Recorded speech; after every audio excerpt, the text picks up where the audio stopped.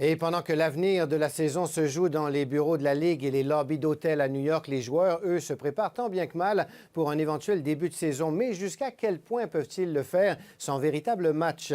Antoine Deshaies leur a posé la question.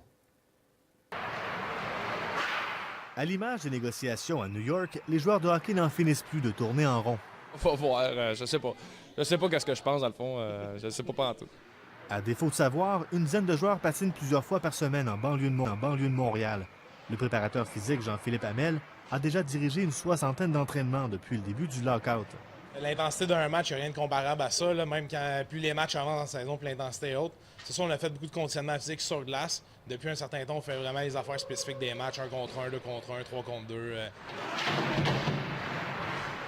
Vendredi matin, les joueurs ont même participé à un mini-match simulé où le jeu et la récupération étaient chronométrés.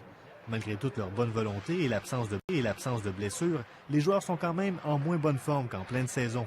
Ça va nous prendre, je te dirais, là, une couple de jours de préparation là, si le camp recommence. Juste de se mettre dedans, de reprendre les situations de match. C'est pourquoi les joueurs partis en Europe auront un net avantage sur une courte période de temps si les camps devaient s'ouvrir.